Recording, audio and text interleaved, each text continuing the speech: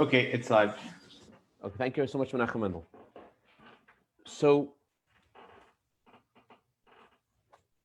before we begin, I just wanted to dedicate our words of Torah today to Ramelech Leib Ben Zissel.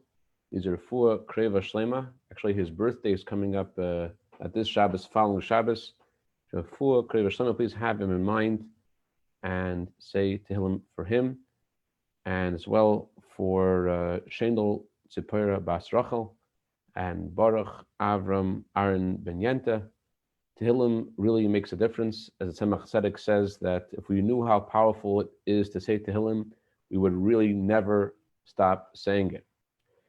This week, we're also celebrating the birthdays of Yonatan Hamburger and Sarah Bechora Gorelik and Chaimushka Kimi, and also celebrating the anniversary of David and Rivki Feld. Many happy returns to the day. It's also the birthday this week of Madeline Rosenberg and Raphael Tanansky. All celebrating the birthdays this week should have a year of bracha, v'atzlacha, b'gashmius, v'ruchnius. So I chose a pretty pertinent topic this week.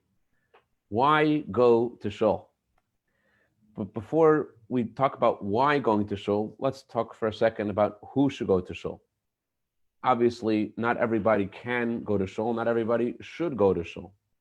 And there are definitely questions that everyone has to address to the proper medical, to your doctor, and see if that's okay for you in your situation. And it's not something that everyone should do. I'm not trying to try to inspire people who don't feel safe to come to shul. But I am talking to those who are okay to go to shul and that have just gotten used to davening at home. And there's such a big change.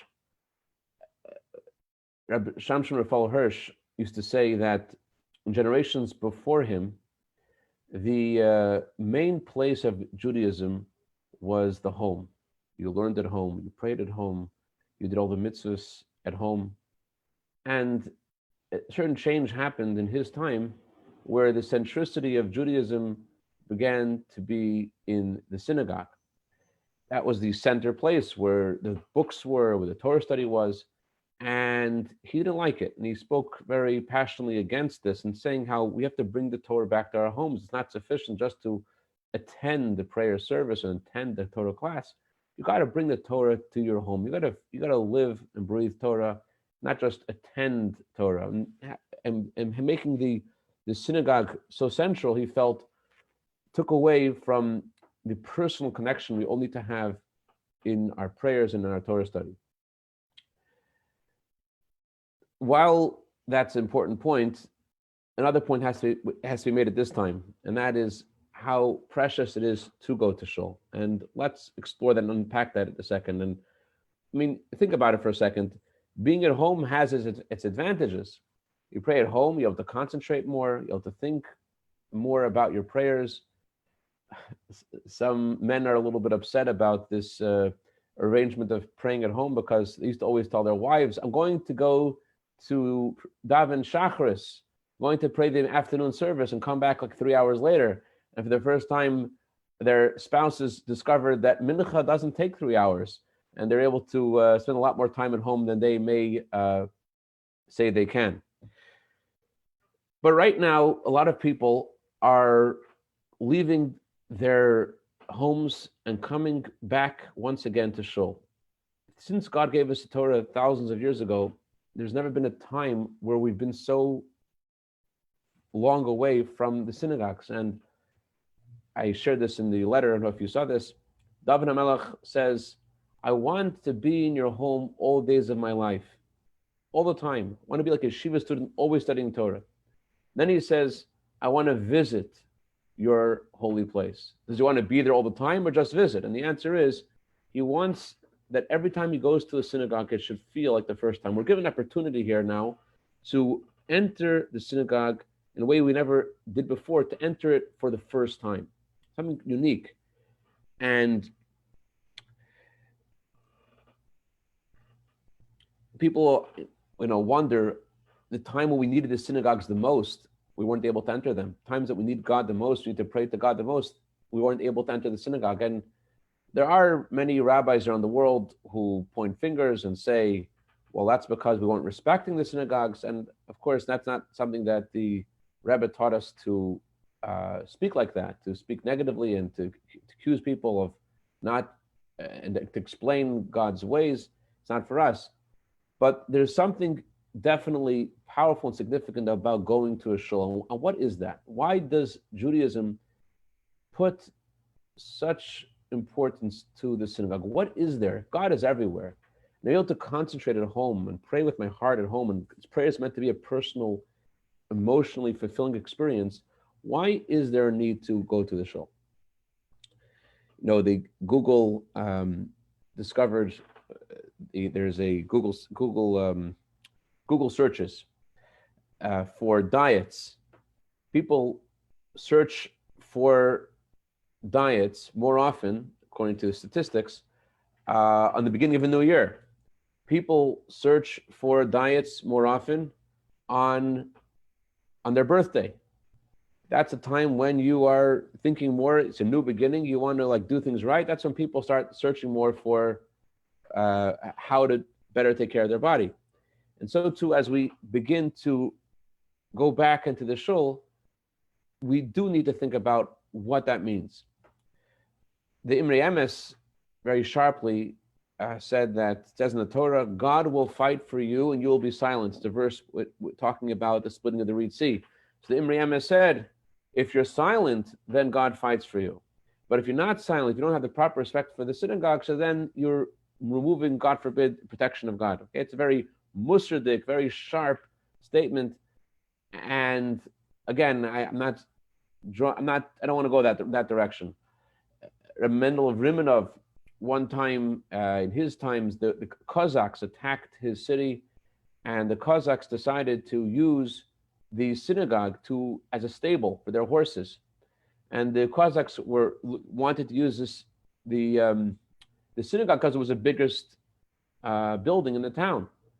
And while they're deliberating about where exactly they should put the horses and how they should do it, and before they actually took possession of the synagogue, all of the followers, the chassidim of Mendel of Rimanov, told Mendel, the Cossacks are coming and they're going to use the synagogue, but they probably won't work out so good for them because there's a leak in the synagogue and it's a rainy season, and they're going to discover that it's not going to be a good place to keep the horses because of all the rain. So counterintuitively, Rabbi Mendel of Rimanov said, you got to plug up the leak right away. And 1 second, Rabbi, we want them to go in and see that it doesn't work out, and then we'll be able to use the synagogue again. He says, no, go fix the leak right away. They fixed the leak, and miraculously, the Cossacks decided, it's not good for us. So by honoring the synagogue, it gives us the ability to use the synagogue. There's a certain blessing in honoring the synagogue, and honoring the books of Torah. When I was studying in yeshiva in 770, there was an older chassid who was 90 years old at the time. His name was Amir Itkin, alav shalom, and he used to study every day with another wonderful chassid who was over 100 years old, Rav Chitchik, Yehuda Chitchik. And a mayor was the younger of the two. He called me over once. He says, you see that old man? Yeah. You see that old man? Every time he takes out a book, he puts it back on the shelf. Do you know why? I said, no, why?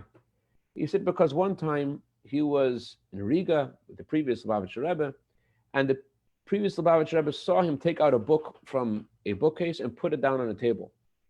And he said that the previous Rebbe told him, what's wrong with the bookcase? And he put it back in the bookcase. And since then, he's very careful to always put books back. I think what our mayor was trying to tell me was that by honoring the Torah and honoring the synagogue and honoring the Torah books, it brings you a long life. And so it's certainly a blessing. But it's not just about the blessing. I want to talk about the significance of what it really is about. Again, you're praying at home. You're talking to God from your heart. Why go back?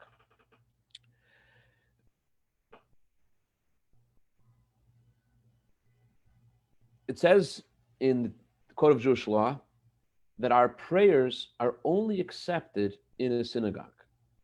Even if you pray with a minyan, you pray with 10 quorum as required, your prayers aren't accepted only if you pray in a synagogue. It says in the Torah that God says he wants to hear the song and the prayer. Says the Talmud, only the place where songs of God are said consistently, which means the synagogue, only there is a person's prayer really heard. But the question is why? God's everywhere. So what do we mean when we say that God only hears our prayers in the synagogue? Well, the answer is a little bit complex, but let's try to do this. God's everywhere, but there are places that he is more revealed, where he is more, if you will. A Beis HaKnesses literally means a place of gathering, a place where people consistently and constantly gather to pray. Let's say you wanted to talk to the mayor of Los Angeles. You wanted to change something about Los Angeles. You could go to his office in city council and you could talk to him there. But imagine having the opportunity to talk to him over a cup of tea in his home. It's a place where people in their offices have their guards up and they relate to people in a certain system. But then there's the way they are at home. The way they are at home, there aren't those kinds of rules, and it's more of an intimate setting, and you're able to have a far deeper effect on the mayor, let's say, if you will be able to speak to him at home than speak to him in his office. In a similar way, Jacob famously said when he was lying down, went to sleep in the Temple Mount, and he woke up, he said, he saw the ladder of God where the angels going up and angels going down. Jacob wakes up from his sleep and he says, indeed, this is a place of God. I did not know. I wouldn't have slept in such a holy place. What do you mean? God's everywhere. You can't sleep anywhere. If you can't sleep in the presence of God, then you shouldn't be able to go to sleep anywhere. And the answer is no. Jacob said this is a place where godliness is revealed. The king is in control of the entire country, but his palace is a place where he is more present, more revealed.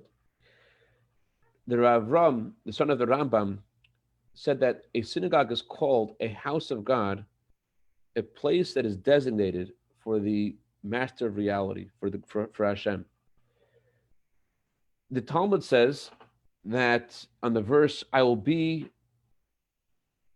rest my name there. Make for me a small miniature sanctuary. Says the Talmud, this is referring to the synagogues outside of Israel and Babylonia. It doesn't say in the Torah the word Jerusalem anywhere.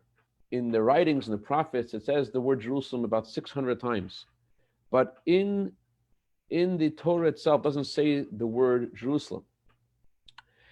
And the question is, why doesn't it mention Jerusalem in the Torah if Jerusalem is so central? It says always in the Torah, God says, you will go to the place to bring the sacrifices, the place that I will choose. It doesn't say where that is. How come it doesn't say it? So Maimonides says, you see how the Middle East is so, it's the place where everyone sees the most discord in the world. It's a place that's more fought over than any other place. So that's the Middle East without the Torah telling us that this is the place that God chose. Imagine if God would open up the show the deck, show the merchandise, and say, this is my special place. Imagine the kind of fighting that there would be over Jerusalem. That's what Maimonides says. But the question, though, is, why did God choose a specific place to be? The Zohar says that every single temple, every single synagogue is called the Beis HaMikdash. It's called the miniature Beis HaMikdash. It's called the miniature temple. The Sefer HaChaim says, when you stand in the synagogue and you face east, it's as if you are in the east. It's as if you are in Jerusalem. So the synagogue itself is the place of Jerusalem because you're facing Jerusalem. But why? Why is it necessary to have such a place? Our patriarchs, Abraham, Isaac, and Jacob, they didn't have a temple. That's the way people prayed to God at that time. So why did things change? So there was a king over Austria named Franz Joseph about 150 years ago. And he was rising in power, and he decided he wants to build something that will eternalize him. So he decided he's going to build an opera theater. He hired an architect, And the architect worked on this opera theater for 5 years. He built an incredible edifice, and they made a inauguration day, and everyone came, all dignitaries. And when they arrive, the king comes, and instead of the king being excited to see this place that was constructed over a period of 5 years, the king is so angry. He says, "Where's the architect? I want to kill him." They call the architect over, and he goes on his knees. "Your Majesty, what's wrong with that? This is the most beautiful opera house in the world. Why are you upset?" The king says, "You don't know how to make an opera house. Let me explain to you. When you go to the opera, you go upstairs. When you go up the stairs, you go up the first flight of stairs, and you decide, walking up the stairs of the opera, that you're in a different zone. You go up another flight of stairs, and you decide to put your cell phone on vibrate. You go up another flight of stairs, you decide to turn your cell phone off completely. You're entering into a zone." So Franz Joseph was saying that this is the worst opera house in the world because it was built on the bottom floor. You just walk straight into the opera house. You can't walk into the opera house like that. In a similar way, the idea of the simple reason why a synagogue is significant, what's significant about it is that you enter into the synagogue. You leave behind whatever you were thinking about before, and you connect with something special. As the Talmud says that when you walk into the synagogue, you shouldn't immediately begin to pray. You should first walk in the distance of 2 entranceways, which means you should leave stuff behind and focus and realize you're talking to God. That's the meaning of the words, the gate of heaven. The Rambam's son, the Maimonides' son, says the meaning of the words, the gate of heaven, is like when you walk into a synagogue, you actually feel you're going to God's place. You're able to affect things that are happening in your life because you're going to the place of God to talk to God. Yes, God's everywhere, but for you as a person, it's a different feeling going to a special place to talk to God. This is the gate of heaven, and it's created by your concentration. That's what Avram son of Rambam says. But it's far more than that. That's the way it is in a simple level. The simple level, the synagogue is special because of what you're thinking, what you're feeling. But it's a lot deeper than that. There was a great tzaddik named Moshe Chagiz. Moshe Chagiz, his synagogue, there was a very simple Jew, used to come to the synagogue all the time. And one day he was at a class where someone mentions that God used to have in the temple these 12 loaves of bread. And they were offered to God every week, and they were fresh every week. And God had special satisfaction from the loaves of bread that were offered to God.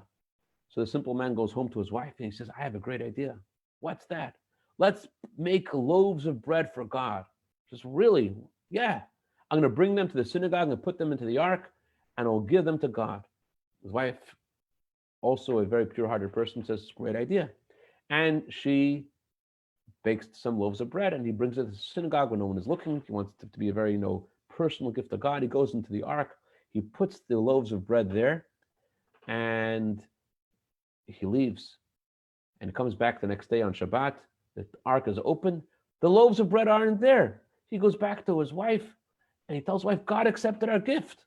The loaves of bread weren't there anymore." His wife says, "Wow, let's do this again." And every week they would bake loaves of bread for God. But what was really happening was that the gabbai, the attendant of the synagogue, he noticed loaves of bread there as he was cleaning up on Friday afternoon, and he took them home.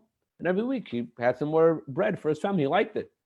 But Rabbi Moshe Chagiz, the rabbi of the synagogue, when he found out about it, he discovered who was doing this. He yelled at the man, he said, "How dare you do this? Why are you disturbing the synagogue, the holiness of the synagogue? You're bringing your bread there. It's not supposed to belong." The man was mortified. But the Arizal, the teacher of Moshe Chagiz, the great Kabbalist, when Arizal sent a message to Moshe Chagiz and said to him that there is a great problem. God hasn't had such satisfaction in the world since the temple was destroyed because he doesn't have those 12 loaves of bread. But now God had the satisfaction that he hasn't had in thousands of years.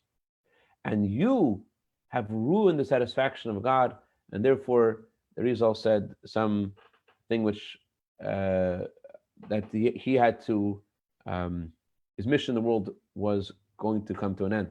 That's what happened to Moshe Chagiz. So there's something about the place of a synagogue that is unique. And what is that? What happens in the synagogue? What happens is basically, in one line, it's in the material place of the synagogue, the bricks, the wood, that place is a sanctified, holy space. And because it's physical, it is infinite. What do I mean by that?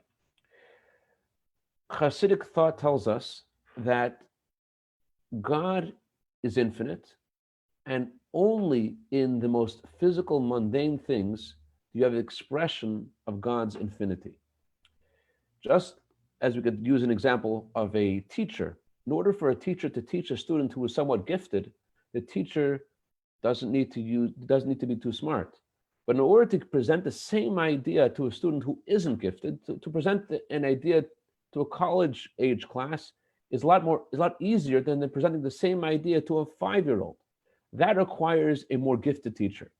In a similar way, the light of God that is used to create the higher worlds isn't that great. The light of God that creates the physical world is infinite. Where do you find the expression of God's essence? In the temple, in the physical space that God chose to express himself. It's kind of like ourselves. You might have an idea in your mind or in your heart, but when you use your words to express that same idea and you say to someone how much you love them, all of a sudden you feel that love differently. Your words, which are seemingly lower than your feelings, have the ability to summon a deeper energy of your soul. In a similar way, the physical space of the synagogue, because it's sanctified, and because it's physical, because it's lower, it connects to the infinity and the essence of God himself. As long as something isn't physical, it doesn't touch God's essence. I want to just conclude with one incredible story. There was a Jew who was an emissary of the Rebbe in Kazan. His name is Rabbi Yitzchak, and he has a synagogue there. And every morning, he always came second to the synagogue. An old man would come there before him every morning, and he'd always come later than this old man. The old man would come earlier, and he would come later. So he always felt like he should really, as a rabbi at the synagogue, he should get up earlier than the old man. So one day he gets up really early and gets there before the old man, and lo and behold, he sees that the old man comes into the synagogue, and he sits down, and he opens his bag, and he puts his kippah, he puts his prayer cap, his yarmulke, he puts it on. And Rabbi Gorelik was a little bit surprised. He thought, okay, this guy doesn't wear a kippah all the time, but he should have respect for the synagogue. He should know that the synagogue is such a special place, and therefore he should put on the kippah before coming into the synagogue. Why is he only putting on the kippah after entering the synagogue?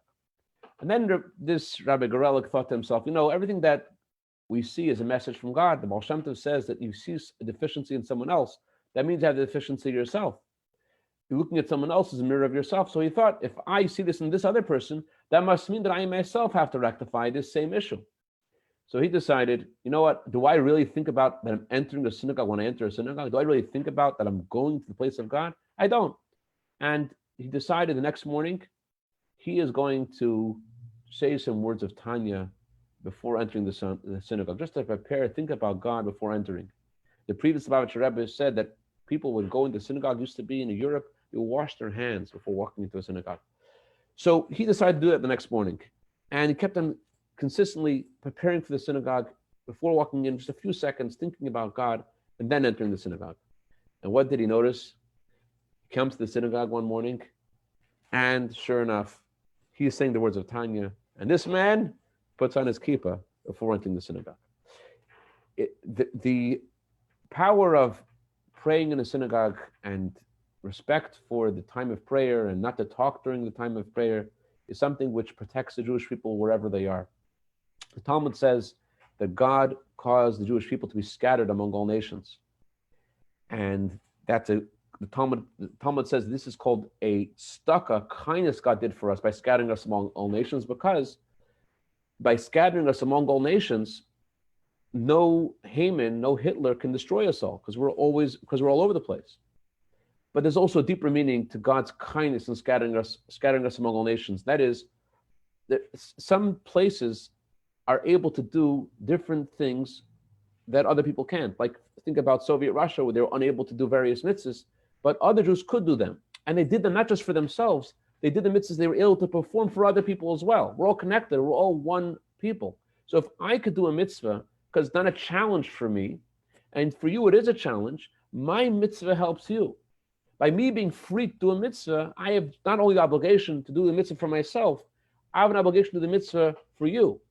So if you're one of those lucky people that are able to go into a synagogue this Shabbat, to think about the great power you have, not just for yourself, but for all the Jewish people, because we're all connected to each other. Your prayer in your place where you are causes protection for all the Jewish people all over the world. As there was one unfortunate incident in New York many years ago when the Rebbe was asked what should be done, and the Rebbe said the first thing is people should be careful not to talk during prayer. So going back to the synagogue is a great gift of Hashem, and not just a gift for each of us personally who's able to go, it's a gift of God for ourselves, our families, and especially for all those who are not able to go to a synagogue. I mean, think about all of the people that want to go there and cannot go there, and by you going there and doing what you're supposed to be doing there, you are a shliach, you're an emissary of God for all those who are unable to make it by no fault of their own. So bottom line is, my friends, if you're able to make it this Shabbos and come to shul, that's wonderful. But go to the synagogue for the first time. Don't go like you went last week and the week before and the years before. Let's go for the first time to the synagogue for the first time.